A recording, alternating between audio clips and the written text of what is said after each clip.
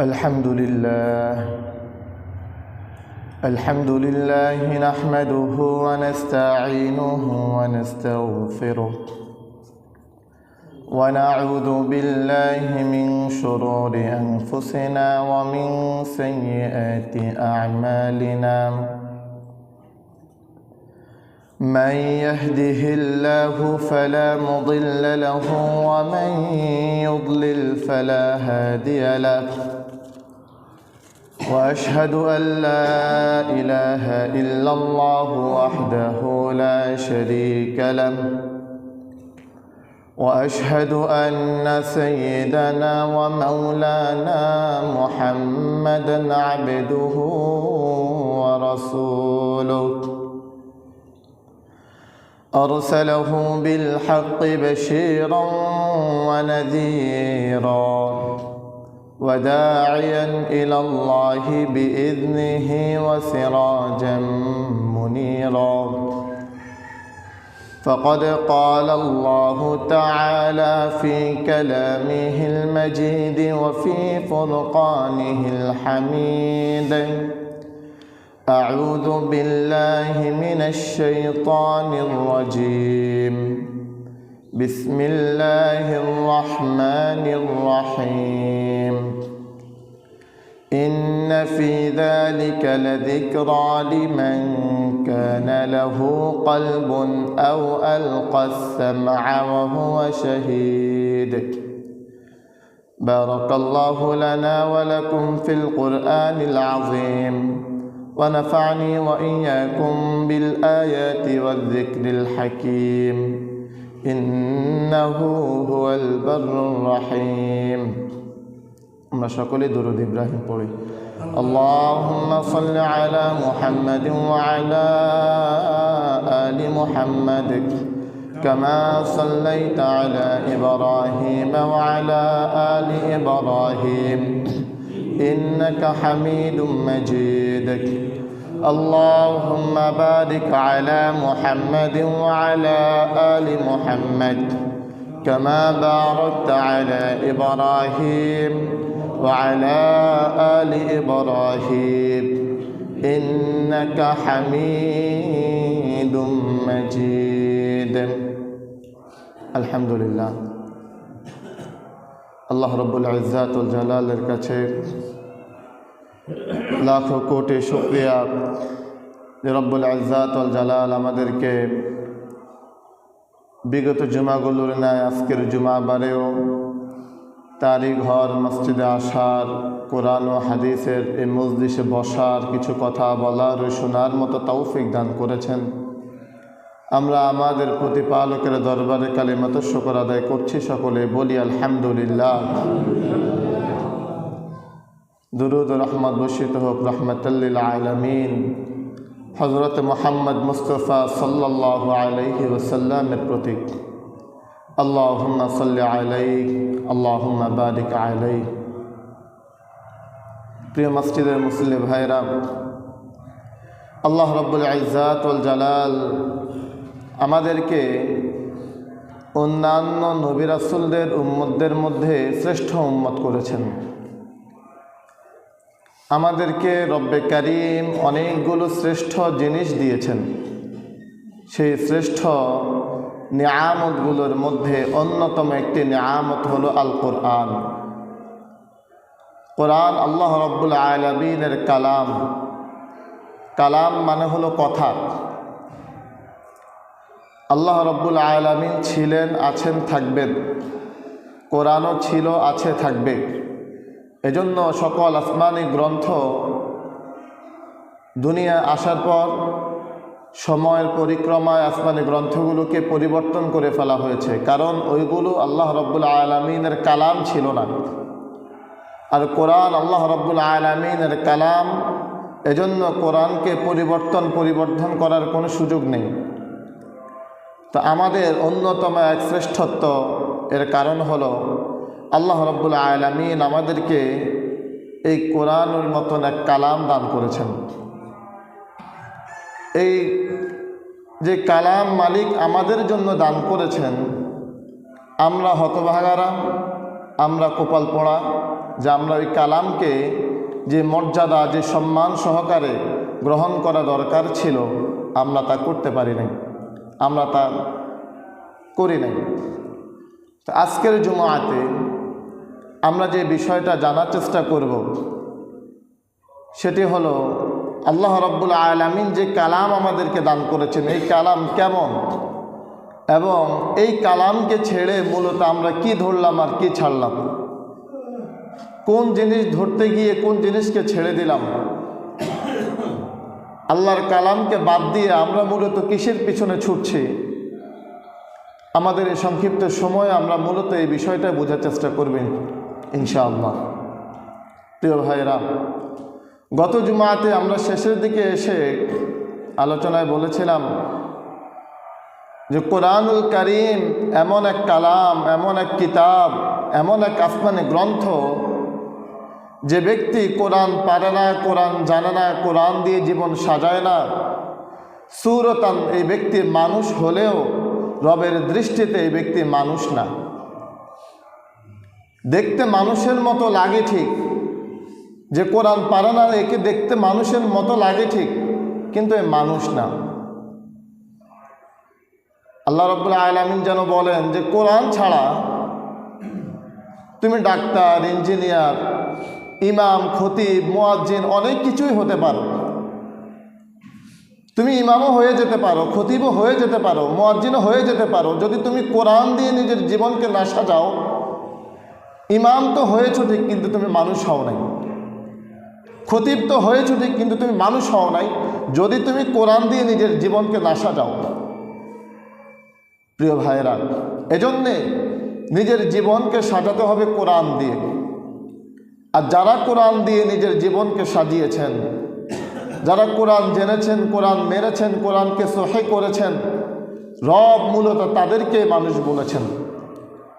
পৃথিবীতে যতগুলো গ্রন্থ আর যতগুলো বিষয় আছে, যেমন বাংলা এই বিষয়টা যদি কেউ পড়াশোনা করে তাহলে তার বাংলার উপরে ভালো দক্ষতা অর্জন হবে, ভালো দক্ষ হবে। কেউ যদি গণিতে পড়াশোনা করে তো গণিতের উপরে তার ভালো দখলদারিত্ব থাকবে। তেমনিভাবে পৃথিবীর যত গ্রন্থ এমন আছে, বিষয়গুলো আছে, ওই বিষয়গুলো যদি জ্ঞান অর্জন করে তো ওই বিষয়ের পাণ্ডিত্য অর্জন হবে। কিন্তু মজার বিষয়, পৃথিবীর কোনো গ্রন্থকার, পৃথিবীর কোনো ভাষার কোনো বই রচয়িতা এটা বলেন না যে এই বইটা পড়লে মানুষের মতো মানুষ হওয়া যায়। বাংলা পড়লে বাংলাবিদ হওয়া যাবে, গণিত পড়লে গণিতবিদ হওয়া যাবে, কিন্তু মানুষ হওয়া যাবে এটা কোনো বাংলাবিদও বলেন না, কোনো গণিতবিদও বলেন না, কোনো ইংলিশ ইতিহাসবিদও বলেন না যে ইংরেজি এটা পড়লে মানুষ হওয়া যাবে।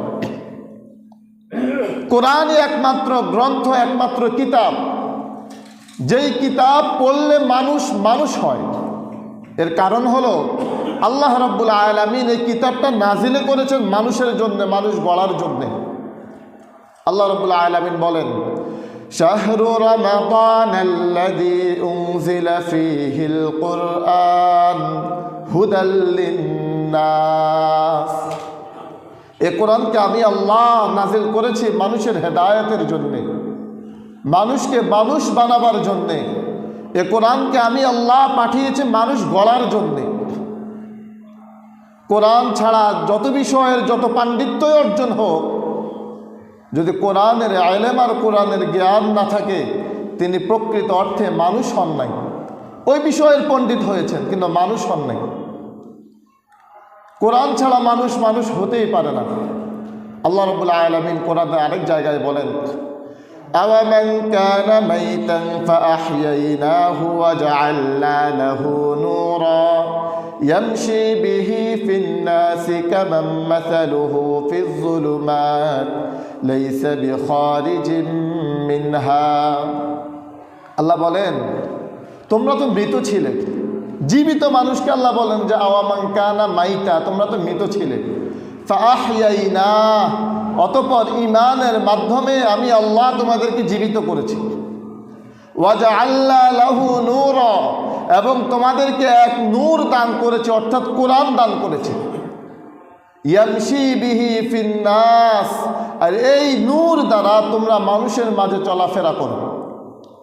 তাহলে মানুষ মৃত ছিল, সেই মৃত মানুষকে ঈমানের বদৌলতে আল্লাহ রাব্বুল আলামিন হায়াত দিয়েছেন, আর এই জীবিত মানুষকে তার জীবন পরিচালনার জন্যে আল্লাহ রাব্বুল আলামিন এক কিতাব দান করেছেন, সেটা হলো আল কোরআন। এরপরে মালিক বলেন, কামাম মাসালুহু ফিজ যুলুমাতি লাইসা বিখারিজিম মিনহা, যার কাছে নূর আছে আর যার কাছে নূর নাই, এই দুইজন কি কখনো এক হতে পারে? মালিক বলেন যে না, কখনো এক হতে পারে না। যার কাছে কোরআন আছে আর যার কাছে কোরআন নাই, এই দুইজন মালিক বলেন কখনোই এক হতে পারে না। কোরআনওয়ালার কাছে তার জীবন গঠনের জন্য নূর আছে, কিন্তু যার কাছে কোরআন নাই তার কাছে নূর নাই। আল্লাহ বলেন লাইসা বিখারিজিম মিনহা, ওই ব্যক্তি অন্ধকারের মধ্যে ঘুরপাক খায়, ওখান থেকে বের হতে পারে না। এজন্য কোরআন ছাড়া জীবন কোনো প্রকৃত মানুষের জীবন হতে পারে না। প্রিয় ভাইয়েরা, আমরা এমন এক কিতাব ছেড়ে দিলাম যে কিতাব আমাকে গড়ার জন্য এসেছে, যে কিতাব আমাকে মানুষ হিসেবে পরিচয় দেওয়ার জন্য এসেছে, কিন্তু ওই কিতাব ছাড়া আমি আসলে মানুষ, প্রকৃত মানুষ হতে পারিনি। এমন এক কিতাব ছেড়ে দিলাম। আল্লাহ বলেন ইয়াসিন ওয়াল কুরআনিল হাকিম, যে কোরআনটা হলো বিজ্ঞানময়, বিজ্ঞানময় কোরআনের শপথ। কোরআন এত চমৎকার এক গ্রন্থ, আল্লাহ রাব্বুল আলামিন এত দারুণ এক কালাম আমাদেরকে দান করেছেন যে এই কালামের শুরুর শব্দ থেকে শেষ শব্দ পর্যন্ত কোনো শব্দ অনর্থক নাই। প্রত্যেকটা শব্দ অর্থবহ, প্রত্যেকটা শব্দ প্রয়োজনীয়, প্রত্যেকটা শব্দ দরকারি শব্দ। কিন্তু পৃথিবীর অন্যান্য গ্রন্থগুলো যদি আমরা দেখি যেখানে প্রয়োজনীয় শব্দ আছে, অপ্রয়োজনীয় শব্দও আছে, দরকারি শব্দও আছে, বেহুদা শব্দও আছে, যে শব্দের কোনো প্রয়োজন নাই, যে শব্দের আগামাথা নাই। যেমন মনে করেন যে আমরা এক কবিতা পারি, হাট্টিমাটিম টিম তারা মাঠে পাড়ে ডিম, তাদের খাড়া দুটো শিং, তারা হাট্টিমাটিম টিম।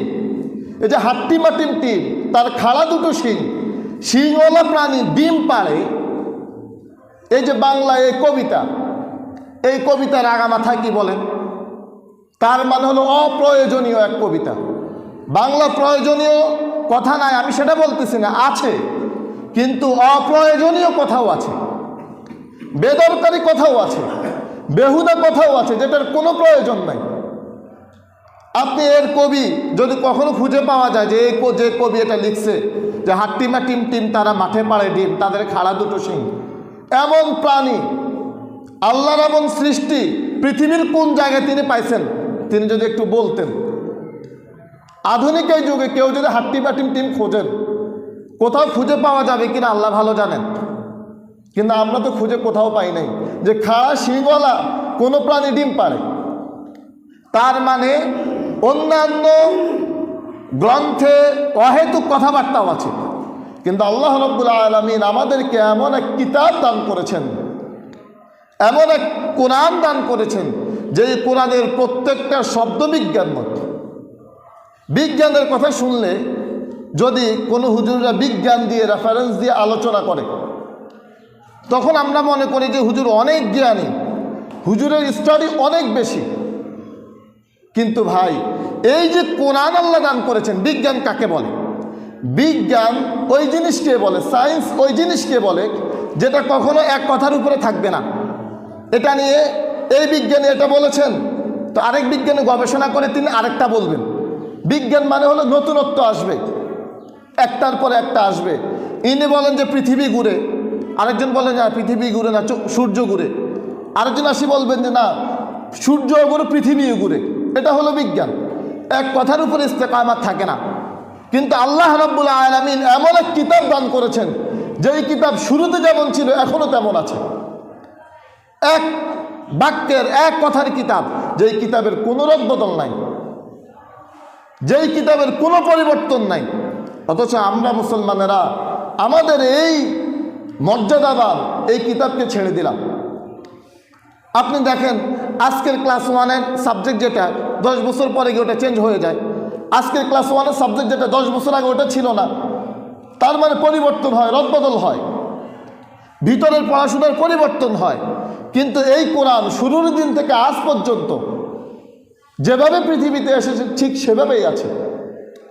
পরিবর্তন করার ক্ষমতা কারোরই নাই, কেউ পরিবর্তন করতেও পারবে না। আল্লাহ রাব্বুল আলামিন কেন পারবে না? দেখেন, আল্লাহ এমন এক কিতাব দান করেছেন যে কিতাবের সংরক্ষক স্বয়ং আল্লাহ।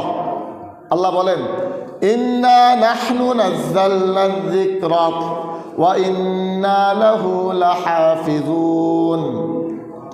আমি আল্লাহ যে কিতাব দান করেছি, এই কিতাব স্বয়ং আমি আল্লাহ নিজে হেফাজত করব। এই কিতাবকে স্বয়ং আমি আল্লাহ নিজেই সংরক্ষণ করব। কোরআন যখন নাজিল হয়েছিল, কোরআন যেভাবে নাজিল হয়েছে, কোরআন 30 পারা নিয়ে নাজিল হয়েছে, কোরআন 114টা সূরা নিয়ে নাজিল হয়েছে, কোরআন 86টা মাক্কি সূরা নিয়ে নাজিল হয়েছে, কোরআন 28টা মাদানী সূরা নিয়ে নাজিল হয়েছে। এই যেমনিভাবে কোরআন নাজিল হয়েছে, শুরু দিন থেকে আজ পর্যন্ত কোরআন তেমনিই আছে। এবং আল্লাহ চ্যালেঞ্জ দিচ্ছেন, লা ইয়াতিহিল বাতিলু মিন বাইনি ইয়াদাইহি ওয়ালা মিন খালফি তানজিলুম মিন হাকিমিন হামিদ।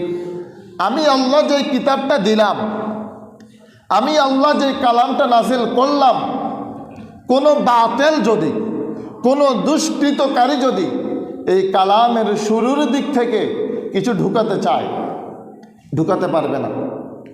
এবং এই কালামের শেষের দিক থেকে যদি কেউ কিছু অনুপ্রবেশ করাতে চায়, তাও করতে পারবে না। পারলে পৃথিবীর কোনো সাহিত্যিক, আরবির ব্যাকরণবিদ চেষ্টা করে দেখুক যে কোরআনের একটা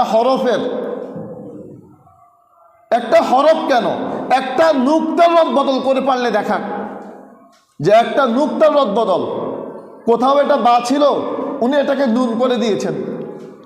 নুন করে পারলে পৃথিবীতে চালিয়ে দেখাক। পৃথিবীতে অসংখ্য কোরআনের হাফেজ আছে, যে হাফেজদের মাধ্যমে আল্লাহ রাব্বুল আলামিন এই কিতাবকে সংরক্ষণ করেন, যে হাফেজদের মাধ্যমে এই কোরআনের সংরক্ষণ আল্লাহ রাব্বুল আলামিন খুব চমৎকারভাবে করতেছেন। পৃথিবীর কেউ চাইলেও কোরআনের একটা হরফের, একটা নুক্তার, একটা হরকতের, একটা জবজের পেশেরও পরিবর্তন করা সম্ভব হবে না। প্রিয় ভাই, তো আল্লাহ রাব্বুল আলামিন আমাদেরকে এমন এক কিতাব দান করেছেন, যে কিতাব স্বয়ং আল্লাহ রাব্বুল আলামিন নিজে সংরক্ষণ করতেছেন। এমন এক কিতাব দান করেছেন, যেই কিতাবের ভিতরে কোনো রকমের কোনো শব্দ বাড়ানো আর কমানোর সাধ্য কারো নাই। আর আমরা মুসলমানেরা ওই কিতাবকে ছেড়ে দিলাম। ওই কিতাবকে বাদ দিয়ে আমরা পৃথিবীর সকল গ্রন্থ, বাংলা, অঙ্ক, ইংরাজির অগাধ জ্ঞান অর্জনের চেষ্টায় আছি। আমি তো এটা বলি না যে আপনি বাংলা, অঙ্ক, ইংরেজির জ্ঞান অর্জন করেন না, ওটাও করেন, কিন্তু ওটার আগে আপনি মুসলমান হিসাবে কোরআনকে শিক্ষা করা আপনার উপরে ফরজ করা হয়েছে। প্রিয় ভাই, এই কোরআন এটা তো এমন এক কিতাব, এটা তো এমন এক গ্রন্থ, এই কোরআনের সাথে যারই সম্পর্ক হয় তারই মর্যাদা বেড়ে যায়। যারই সাথে কোরআন লেগে যায় তার মর্যাদা আল্লাহ রাব্বুল আলামিন বাড়িয়ে দেন। যদি আমরা দেখি যে বছরের মাস হলো 12টা মাসের মধ্যে রমাদান মাসের মর্যাদা সবচাইতে বেশি। কেন বেশি? কারণ এই রমাদান মাসে আল্লাহ রাব্বুল আলামিন কোরআন নাজিল করেছেন। এই রমাদান মাসের মধ্যে অনেক মর্যাদাবান একটা রাত আছে। ওই রাতের নাম কি ভাই? শবে কদরের রাত। ওই শবে কদরের রাতের এত মর্যাদা কেন, এত দামি কেন? কারণ লাইলাতুল কদর খায়রুম মিন আলফি শাহর, ইন্না আনজালনাহু ফি লাইলাতুল কদর। আল্লাহ রাব্বুল আলামিন এই কোরআনকে লাইলাতুল কদরের রাত্রিতে নাজিল করেছেন, এজন্য লাইলাতুল কদর 1000 মাসের চাইতেও বেশি দামি হয়ে গেছে। তো কোরআন মাসের সাথে লাগার কারণে মাস মর্যাদাবান। কত মর্যাদাবান! ওই মাসের নাম 11টা মাস তো আরবিতে, 12টা মাস, আর 11 মাসের নাম কোরআনে পাওয়া যায় না, শুধু একটা মাসের নাম কোরআনে আছে, শাহরু রমাদান আল্লাযী উনজিলা ফীহিল কুরআন। এই মাসের মর্যাদা আল্লাহ বাড়িয়ে দিয়েছেন কার জন্য ভাই? কোরআনের জন্য। লাইলাতুল কদরের মর্যাদা বাড়িয়ে দিয়েছেন কার জন্যে? কোরআনের জন্য। আমাদের রাসূল মুহাম্মাদুর রাসূলুল্লাহ সাল্লাল্লাহু আলাইহি ওয়াসাল্লাম নবী রাসূলদের মধ্যে তিনি শ্রেষ্ঠ কেন? এজন্যই যে তার উপর আল্লাহ রাব্বুল আলামিন এই কোরআন নাযিল করেছেন। কোরআনের জন্যই তার শ্রেষ্ঠত্ব, কোরআনের জন্যই তিনি মর্যাদাবান। অন্যান্য নবী রাসূলদের উপরে, অন্যান্য নবী রাসূলদের উম্মতদের উপরে আমাদের শ্রেষ্ঠত্ব কেন? আমাদের শ্রেষ্ঠত্ব এজন্যই আল্লাহ রাব্বুল আলামিন এই উম্মতকে এই কোরআন দান করেছেন। প্রিয় ভাইয়েরা, তো এই কোরআনের সাথে যদি সম্পর্ক হওয়ার কারণে মর্যাদা বাড়ে, এগুলো আপনারা সবসময় শোনেন যে কোরআনের সাথে রেহালের কাঠের সম্পর্ক হওয়ার কারণে কাঠের মর্যাদা বেড়ে যায়। ওই কাঠের সাথে পা লাগলে মানুষ সালাম করে। এই কোরআনের সাথে ওই কাপড়ের যোগদানের সম্পর্ক যখন হয়, লেগে যায়, তখন ওই যোগদানের মর্যাদা বেড়ে যায়। ওমর ইবনুল খাত্তাব রাদিয়াল্লাহু তাআলা আনহু, তার জামানায় একজন সাহাবী নাফি রাদিয়াল্লাহু তাআলা আনহু, তিনি সীমান্তবর্তী একটা অঞ্চলের গভর্নর ছিলেন, দায়িত্বশীল ছিলেন। তো তিনি একবার তার ওই দায়িত্বের জায়গা থেকে তিনি মক্কা মুকাররমা আসলেন। আসার পরে ওমর ইবনুল খাত্তাব রাদিয়াল্লাহু তাআলা আনহুর সাথে তার দেখা হলো। যখন দেখা হলো, খলিফাতুল মুসলিমিন তিনি জিজ্ঞাসা করলেন যে তুমি তোমার দায়িত্ব ছেড়ে মক্কায় এসেছো, তোমার দায়িত্বের জায়গায় তুমি কাকে রেখে এসেছো? তখন ওই নাফি রাদিয়াল্লাহু তাআলা আনহু তিনি বলেন, আমি ইবনে আবজা, একজনের নাম বললেন যে আমি ইবনে আবজাকে রেখে এসেছি। তো ওমর রাদিয়াল্লাহু তাআলা আনহু বললেন যে ইবনে আবজাকে? আমি তো ইবনে আবজাকে চিনি না। তুমি দায়িত্বের জায়গায়, মর্যাদাবান জায়গায় এমন এক ব্যক্তিকে রেখে এসেছো, তার নাম বললে অথচ আমি তাকে চিনি না, সে ব্যক্তি কে? তো নাফি রাদিয়াল্লাহু তাআলা আনহু তিনি বললেন, এ হলো আমাদের এক কৃতদাস, গোলাম, একে আমরা আজাদ করেছি, একে এখন আমরা দায়িত্ব দিয়েছি। তো ওমর রাদিয়াল্লাহু তাআলা আনহু অসন্তুষ্ট হলেন, বললেন যে এক কৃতদাসকে তুমি রাষ্ট্রীয় দায়িত্ব দিয়ে আসলে, এক গোলামকে তুমি রাষ্ট্রীয় দায়িত্ব দিয়ে আসলে? তো নাফি রাদিয়াল্লাহু তাআলা আনহু তিনি বলেন, আমিরুল মুমিনিন, এই কৃতদাস কেমন জানেন? এই কৃতদাস সে কোরআনে অভিজ্ঞ, সে কোরআনের কারি, সে কোরআন সম্পর্কে অগাধ জ্ঞান রাখে, এজন্য তাকে এই দায়িত্ব দিয়ে আসছি। তখন ওমর ইবনুল খাত্তাব রাদিয়াল্লাহু তাআলা আনহু বললেন, ইন্নাল্লাহা ইয়ারফাউ বিহাযাল কিতাবি আকওয়ামান ওয়া ইয়াদউ বিহি আখারিন। এই কোরআনের সাথে লাগার কারণে ওই কৃতদাস, ওই গোলামকে আল্লাহ রাব্বুল আলামিন মর্যাদাবান করে দিয়েছেন। এই কোরআনের জ্ঞান তার কাছে থাকার কারণে আল্লাহ রাব্বুল আলামিন এই কৃতদাসকে রাষ্ট্রীয় দায়িত্বে বসিয়ে দিয়েছেন। আর ওমর ইবনুল খাত্তাব বলেন, রাসূল এটা বলেছেন, যার কাছে কোরআন থাকবে, যার সাথে কোরআনের সাথে সম্পর্ক থাকবে, ওই ব্যক্তি মর্যাদাবান হয়ে যাবে, ওই ব্যক্তি দামি হয়ে যাবে। এটা রাসূল বলেছেন। প্রিয় ভাইয়েরা, এরপরে রাসূল বলেন, ওয়া ইয়াদাউ বিহি আখারিন, আর যারা কোরআনকে মানবে না, যারা কোরআন পড়বে না, কোরআন শিখবে না, ওরা অপমানিত, লাঞ্ছিত আর অপদস্থ হতে থাকবে। যারা কোরআনের বিরোধিতা করবে, ওরা অপমানিত আর লাঞ্ছিত হতে থাকবে। পৃথিবীর ইতিহাসে যদি দেখেন, আবু বকর রাদিয়াল্লাহু তাআলা আনহু কোরআনের কারণে মর্যাদাবান হয়ে গিয়েছেন। ওমর রাদিয়াল্লাহু তাআলা আনহু কোরআনের কারণে মর্যাদাবান হয়ে গিয়েছেন। আবু জাহেল কোরআনের পক্ষের না কোরআনের বিরুদ্ধের? ভাই, কোরআনের বিরুদ্ধের। আবু জাহেল সম্মানিত নাকি লাঞ্ছিত? লাঞ্ছিত। কেন? কারণ কোরআনের বিরোধী। কোরআনের বিরোধীরা কেমন লাঞ্ছিত দেখেন। এটা আমি প্রায় সময় বলি যে যারা কোরআনওয়ালা হয় এরা এত বেশি মর্যাদাবান হয়। এর অনেক উদাহরণের মধ্যে একটা উদাহরণ, ওদের নাম মানুষ গর্বের সাথে রাখে। আবু বকর সিদ্দিক রাদিয়াল্লাহু তাআলা আনহুর নাম অনেক পিতামাতা তাদের সন্তানের নাম আবু বকর রাখে, অনেক পিতামাতা তাদের সন্তানের নাম ওমর রাখে, অনেক পিতামাতা তাদের সন্তানের নাম আলী রাখে, অনেক পিতামাতা তাদের সন্তানের নাম ওসমান রাখে। পৃথিবীর ইতিহাসে কেউ কি দেখাতে পারবে যে কেউ তার সন্তানের নাম আবু জাহেল রেখেছে? পৃথিবীর ইতিহাসে কেউ কি দেখাতে পারবে কেউ তার সন্তানের নাম ফিরআউন রেখেছে? শুধু মানুষের নাম কেন, এক কুকুরের নাম, মানুষ তো কুকুরের নামও রাখে, মানুষ যারা বিড়াল পালে তারা তো বিড়ালের নামও রাখে। পৃথিবীর ইতিহাসে কেউ দেখাতে পারবে না এই আবু জাহেল, কোরআন বিরোধীরা এতটা নিকৃষ্ট, এতটা লাঞ্ছিত, এতটা অপমানিত যে মানুষ এক কুকুরের নাম পর্যন্ত আবু জাহেল রাখে না। আবু জাহেলরা কুকুরের চাইতেও নিকৃষ্ট, যারা কোরআনকে মানে না এরা কুকুরের চাইতেও নিকৃষ্ট। এক কুকুরের নাম পর্যন্ত মানুষ আবু জাহেল রাখে না। আপনি পৃথিবীর ইতিহাসে যত মানুষ তাদের কুকুরের নাম রেখেছে, দেখেন কোন কুকুরের নাম কেউ ফিরআউন রেখেছে কিনা? রাখে নাই। ওয়াদাউ বিহি আখরিন, রাসূল বলেছেন এরা অপমানিত আর অপদস্থ হতে থাকবে। এজন্য মুসলমান ভাইয়েরা, কোরআনের সাথে থাকা, কোরআনের সাথে লেগে থাকা, কোরআনের সাথে সম্পর্ক তৈরি করা, কোরআন ওয়ালাদের সাথে লেগে থাকা, তাহলে আল্লাহ রাব্বুল আলামিন মর্যাদা বাড়িয়ে দিবেন।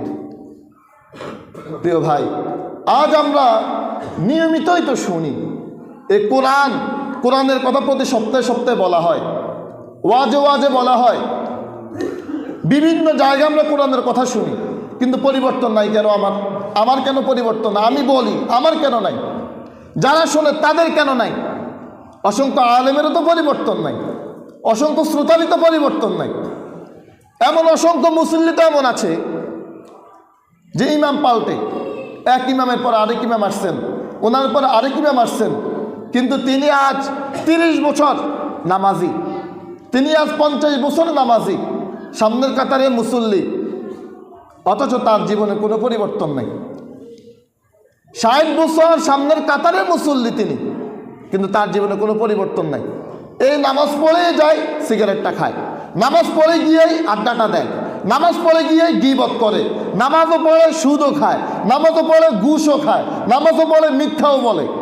তো তার জীবনে কি পরিবর্তন হইল? এই পরিবর্তনটা আমাদের হয় না কেন? আল্লাহ রাব্বুল আলামিন বলেন, ইন্না ফি যালিকা লাযিকরা লিমান কানা লাহু কলবুন আও আলকাস সামআ ওয়া হুয়া শাহীদ। কোন মানুষ যদি 3টা জিনিসকে একসাথ করে কোরআন শুনে তার পরিবর্তন অবশ্যই হবে। কয়টা জিনিস বললাম ভাই? 3টা। আল্লাহ বলেন ইন্না ফি যালিকা লাযিকরা, এই কোরআন যদি কেউ, এই জিকির যদি কেউ 3 জিনিসকে একত্রিত করে শোনে, লিমান কানা লাহু কলবুন আও আলকাস সামআ ওয়া হুয়া শাহীদ, সে 3 জিনিস কি? 1 নাম্বার কলব, 1 নাম্বার কি ভাই? কলব। 2 নাম্বার কান, 2 নাম্বারে কি? 3 নাম্বার নিজে উপস্থিত থেকে, শাহীদ, নিজে উপস্থিত থেকে, অর্থাৎ জায়গায় বসে চোখ দিয়ে দেখে। তো আমরা এই জিনিসটাকে এভাবে বলতে পারি যে চোখ 3 জিনিস, কান, অন্তর, কান, চোখ। কয় জিনিস বললাম ভাই? 3 জিনিস। 1 নাম্বারে কি? অন্তর, 2 নাম্বারে কান, 3 নাম্বারে, সবাই বলেন 1 নাম্বারে কি? 2 নাম্বারে, 3 নাম্বারে চোখ। আল্লাহ রাব্বুল আলামিন নিজে বলেন এই 3 জিনিসকে একত্রিত করে যদি কেউ কোরআন শোনে তাহলে তার পরিবর্তন হবেই হবে। নিজে উপস্থিত থেকে, চোখ দিয়ে দেখে, কান দিয়ে শুনে, অন্তর লাগিয়ে যদি বুঝে, লিমান কানা লাহু কলবুন আও আলকাস সামআ ওয়া হুয়া শাহীদ, তার পরিবর্তন হবেই হবে। তার মানে হলো আমরা শুধুমাত্র কোরআন শুনিই, কিন্তু অন্তর দিয়ে উপলব্ধি করে শুনি না, চোখ দিয়ে ভালো করে মনোযোগ দিয়ে দেখি না। দেখবে কেমনে? এসেই তো আমার ঘুম শুরু, জুমার দিন এসেই ঘুম শুরু, এসেই দুষ্টামি শুরু, দোতলায় গিয়ে দুষ্টামি, পিছনে বসে আরেকজনের সাথে হাসাহাসি, অন্য মনস্ক থাকা, মন ভিন্ন দিকে থাকা, এজন্য আমার আর আপনার পরিবর্তন হয় না। অথচ এই কোরআন কাফেরদের দিলকে পর্যন্ত নাড়িয়ে দিয়েছে, কাফেরদের দিল। উদ্বাহ ইবনে রাবিআ তিনি রাসূলুল্লাহ সাল্লাল্লাহু আলাইহি ওয়াসাল্লামের কাছে গিয়েছিলেন, গিয়ে বললেন, হে মুহাম্মদ, তুমি এই কোরআনের দাওয়াত ছেড়ে দাও, তুমি যা চাইবে তাই দিব। মক্কার ক্ষমতা চাও তো ক্ষমতা দিব, তুমি যদি মক্কার ধনাঢ্য মানুষ হতে চাও তো ধনাঢ্য মানুষ বানিয়ে দিব, মক্কার সুন্দরী রমণীদেরকে তোমাকে দিয়ে দিব, কি চাও বলো, তুমি শুধু কোরআনের দাওয়াত দিয়ে দাও, বন্ধ করে দাও। তখন রাসূল সাল্লাল্লাহু আলাইহি সাল্লাম এই উদ্বাহ ইবনে রাবিআর সামনে এই কোরআন পড়া শুরু করছে, হামিম আস-সাজদা সূরা। উদ্বাহ ইবনে রাবিআ এক পর্যায়ে এসে বলতেছিল যে মুহাম্মদ আর পড়িও না, যদি সামনে আর পড়ো আমি নিজেকে আর স্থির রাখতে পারতেছি না। সে ওখান থেকে চলে গিয়ে তার জনপদের মানুষের কাছে বলতেছিল যে মুহাম্মদ যে কথাগুলো বলে এগুলো মেনে নাও, এগুলো মেনে নেওয়াতেই তোমাদের জন্য কল্যাণ। মুহাম্মদের এই বাণীগুলো যদি আমি আরেকটু শুনতাম তাহলে হয়তো আমি নিজে ইসলাম ধর্ম গ্রহণ করে নিতাম। এভাবে কাফেরদের দিল পর্যন্ত এই কোরআন নাড়া দেয়। অথচ আমি এক মুসলমান, প্রতি জুমায় কোরআন বলি আর কোরআন শুনি, কিন্তু আমার দিলের কোনো পরিবর্তন নাই। এই কোরআনের এক আয়াত এক কাফেরকে ইমানে ধর্মেতে কনভার্ট করে দিয়েছে। শুধুমাত্র জাহান্নামের আগুন, ওই কাফের বলতেছে জাহান্নামে গেলে তো একবারই যাব।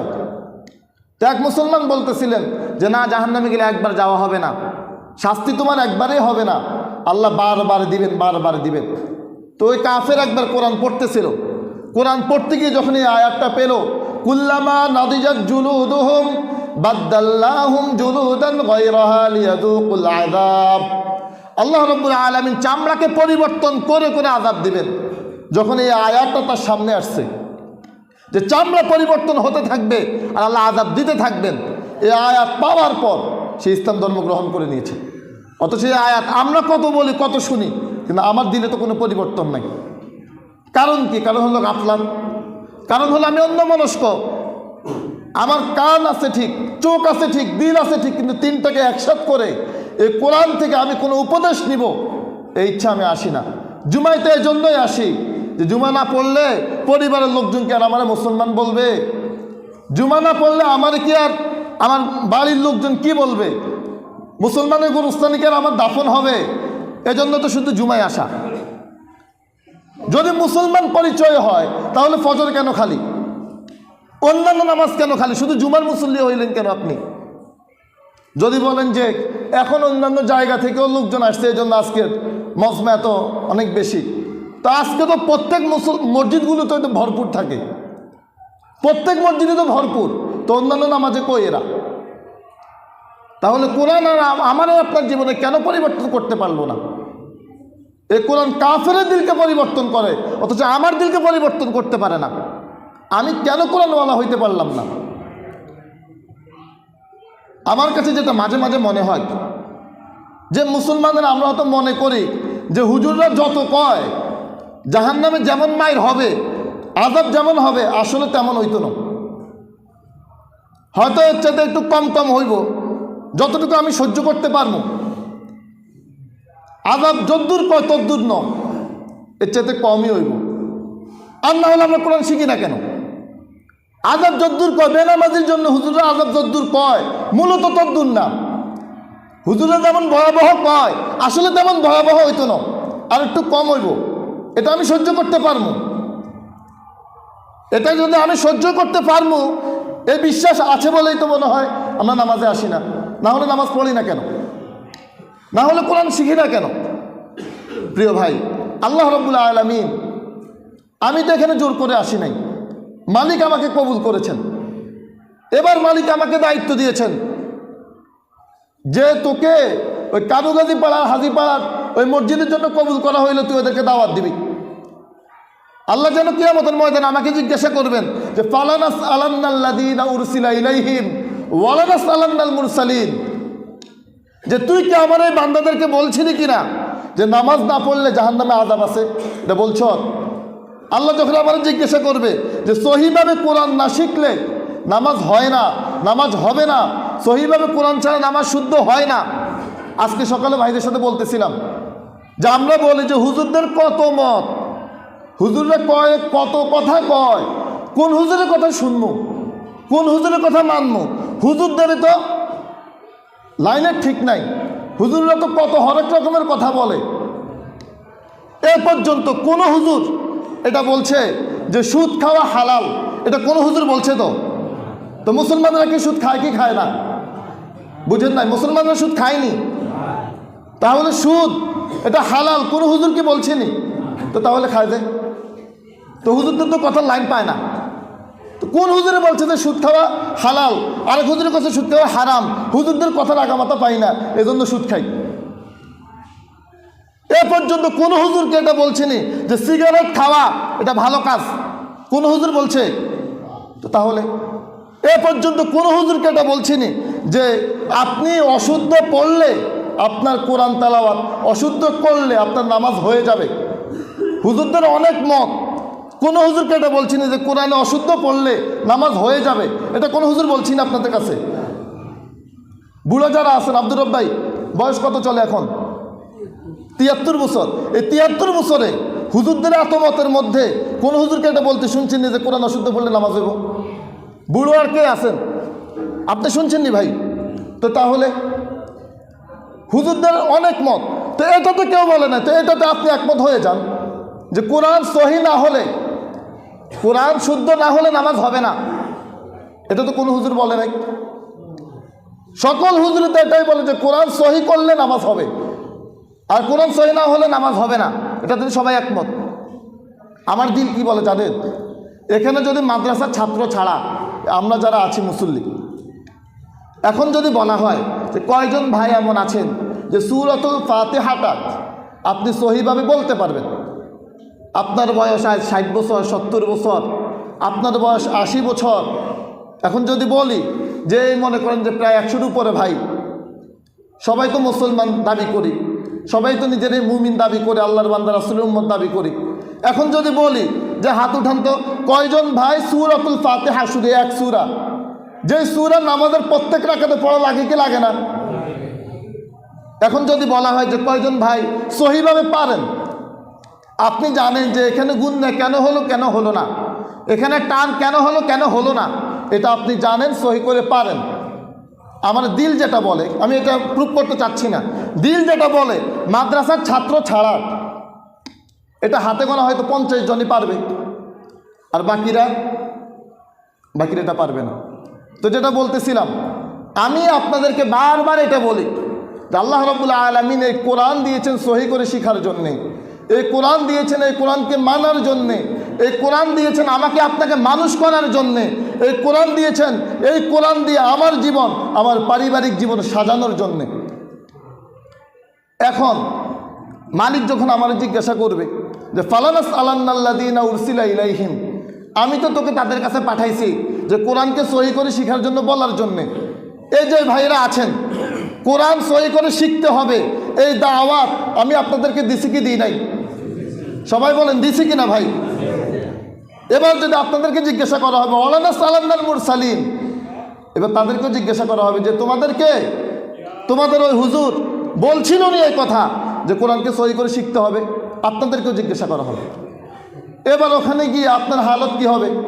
আপনি যদি বলেন যে হ্যাঁ আল্লাহ বলছিল, তো এবার যখন আল্লাহ বলবেন যে তুমি শিখলে না কেন, এবার এটা কও। এবার আপনি যুক্তি দিয়েন যে আল্লাহ বিল্ডিংয়ে 60 ফিটের কাম বাকি আছিল, আল্লাহ ওই যে বাংলা অঙ্ক ইংরেজি পড়তে যাই, কোরআনটা শিখতে পারলাম না, এই যুক্তি দিলে আপনার দিল যদি বলে যে আল্লাহ এটা মানবে, তাহলে আপনি এটাতে থাকেন। আর যদি দিল বলে যে না, আমার কোনো যুক্তি তো মালিক মানবে না, তাহলে ভাই কোরআন শিখেন। কোরআন শিখার জন্যে আমিও আছি আলহামদুলিল্লাহ, এই এলাকার দায়িত্ব পালনের জন্যে।